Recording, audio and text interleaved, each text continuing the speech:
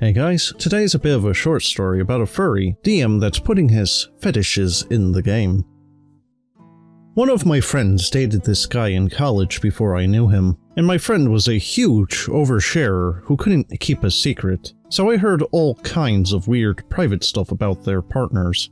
And I'm still friends with several of her exes, and they would be mortified to find out how much sex stuff that she was telling her friends. Anyways, I only met this guy after college and we became friends over D&D.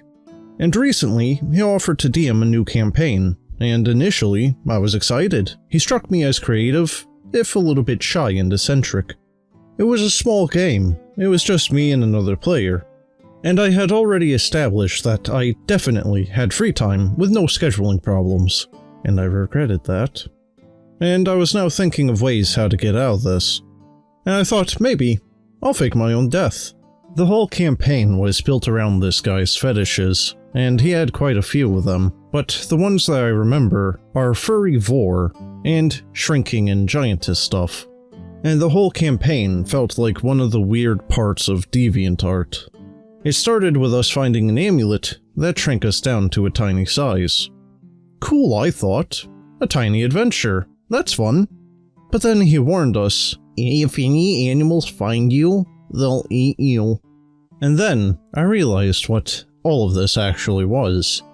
During the first session alone, a ton of weird fetishy stuff happened to us. I grew tentacles, and the other guy grew a furry tail. So rapidly, I might add, that it burst through their pants, destroying their pants in the process. And the DM explained that in this world, clothes are optional. Ostensibly, to explain why nobody cared that the other PC was half naked. And my tentacles had a mind of their own, and tried to wrap around people. And for no reason at all, my character suddenly wound up half swallowed by a fox.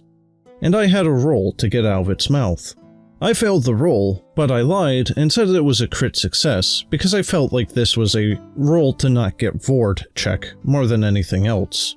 And he sounded disappointed when the fox let me go.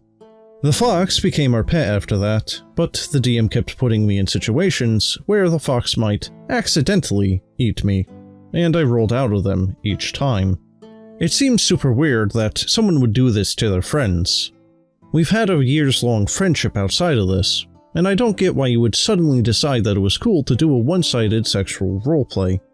None of these kinks are overtly sexual. Like, if you didn't know about the kinks, you might not even notice them.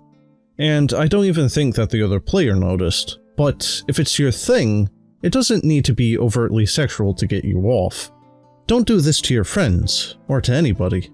Anyways, I'm trying to get out of this. Well guys, first things first, if you don't want to be in a game, leave. You don't need to try to leave, just tell them the game's not for you, or, you know, you don't want to be in a game where he is intentionally or unintentionally putting his fetishes in it. And secondly, don't put your fetishes in the game, especially if you asked players if they wanted to play D&D, because at that point, you're just tricking your friends when you just want to get your kicks. Keep that crap to 621. But in any case, that's the end of the story. If you liked it and would like to listen to more, make sure you subscribe and stay tuned for future videos. But, as always, have a good one.